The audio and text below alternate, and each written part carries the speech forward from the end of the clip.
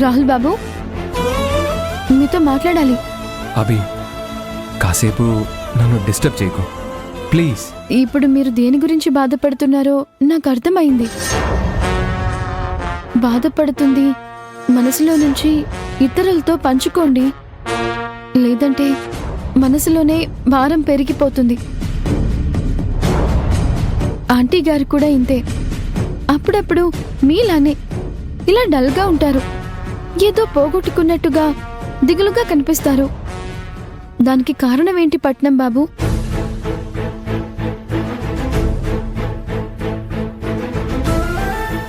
ఇందాక పంతులు గారు 2 వారసులతో పూజ చేయించాలి అనగానే ఆంటీ మొహంలో పట్టరానంత కోపం కనిపించింది. కానీ ఆంటీ గారి కళ్ళల్లో మాత్రం ఎవరికీ కనపడని బాధ కనిపించింది. అసలు ఏం జరిగిందో చెప్పండి రాహుల్ బాబు.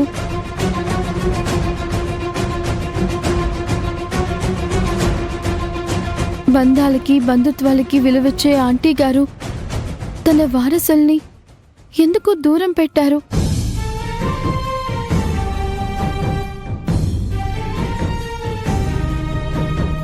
రాహుల్ బాబు, మీకు దగ్గరైన మనిషిగా ఈ విషయం అడిగే అర్హత నాకుందని అడుగుతున్నాను. చెప్పే ఉద్దేశం మీకు లేకపోతే వదిలేయండి. రాజీవ్ మా అన్నయ్య.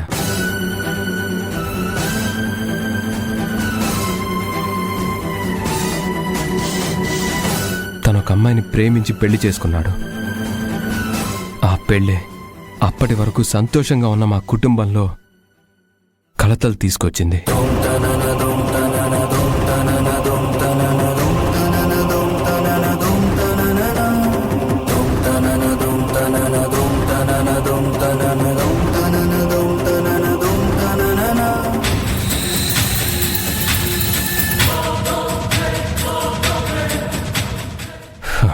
మా వదిన వల్ల ఇంట్లో గొడవలు పెరిగాయి. మా అమ్మకు నచ్చిన ఏ ఒక్క క్వాలిటీ కూడా తనలో లేదు. అయినా కూడా మా అమ్మ తనని యాక్సెప్ట్ చేయడానికి ట్రై చేసింది. కానీ మేము నచ్చలేదు, మా ఇల్లు నచ్చలేదు. రోజు ఇంట్లో ఏదో ఒక గొడవ. ఆ గొడవల కారణం మేమే అని మా అన్నయ్య నమ్మి మా వదిని తీసుకొని ఇల్లు వదిలి వెళ్ళిపోయాడు.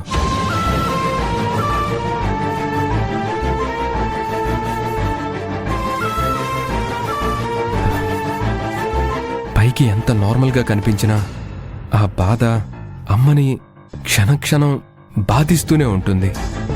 జరిగిన దాంట్లో ఎవరి తప్పు ఎంతుందో నాకు తెలీదు, కానీ ఆ రోజు ఆ విషయంలో ఆంటీ గారికి సపోర్ట్గా నిలబడి తన భార్యని అదుపు చేసుంటే ఈరోజు ఎవరికీ బాధుండేది కాదు అనిపిస్తోంది. అన్నయ్య అంత తొందరపాటు నిర్ణయం ఎందుకు తీసుకున్నాడో నాకిప్పటికీ అర్థం కాలేదు. మళ్ళీ వాళ్ళతో కలవడానికి ఎవరూ ప్రయత్నం చేయలేదా? నేను అన్నయ్యని కన్విన్స్ చేయాలని చూశాను, కానీ అటు వదినకి ఇటు అమ్మకి పడలేదు. అది ఇష్టం లేక అన్నయ్య ఒప్పుకోలేదు. అమ్మకి అన్నయ్యని తిరిగి ఇక్కడికి తీసుకురావాలనే ఉంటుంది. కానీ తీరా ఇక్కడికి వచ్చాక మళ్ళీ ఎలాంటి పరిస్థితులు తలెత్తుతాయో అని భయం. అన్నయ్య దూరం అవుతాడని అమ్మకి బాధ.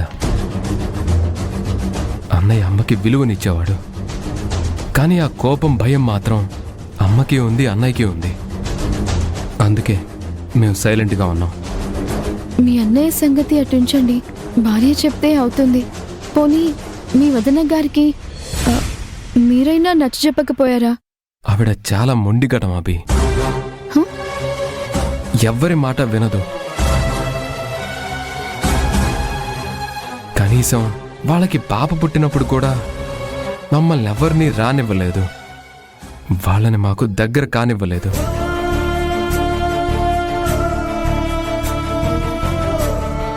అమ్మో, చాలా పెద్ద పొగురుబోతులా ఉంది. ఒకసారి కాకపోయినా ఇంకోసారైనా పెద్దల మాట వినాలి. మరి అంత తల పొగరేంటి?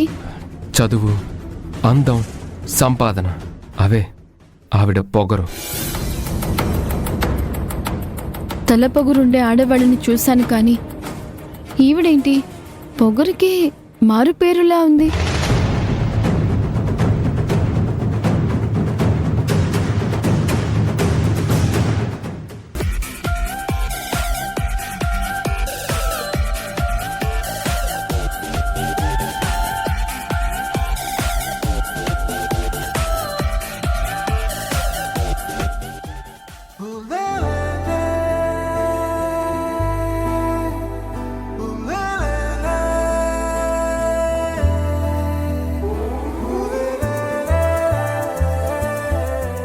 నవ్య మేడం, మ్,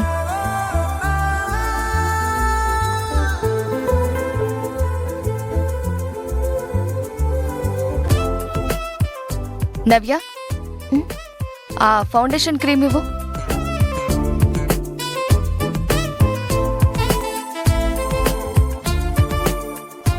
మేడం ఈ లోషన్ అయిపోయింది, నేను కొత్త తీసుకొస్తాను. వెయిట్. మేడం స్కిన్ కి ఇంపోర్టెడ్ ప్రోడక్ట్ అయితేనే సెట్ అవుతుంది. నేను తీసుకొస్తాను.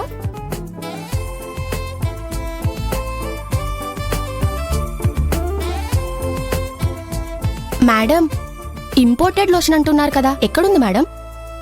హా, ఇదిగో ఇక్కడ. ఇది అయిపోయింది కదా.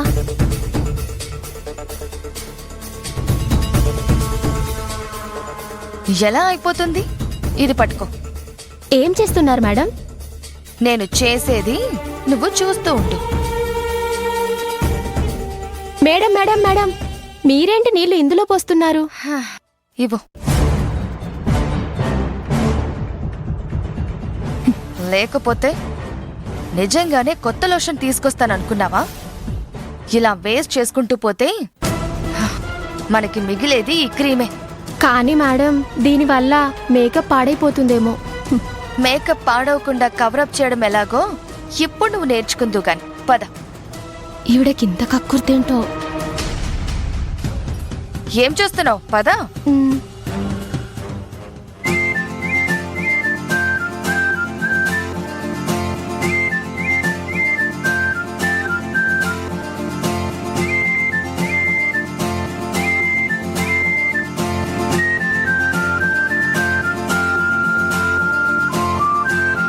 ఏంటి అలా చూస్తున్నావు? ఏం లేదు మేడం.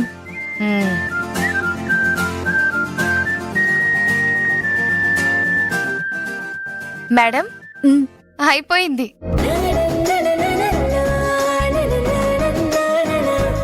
Wow madam,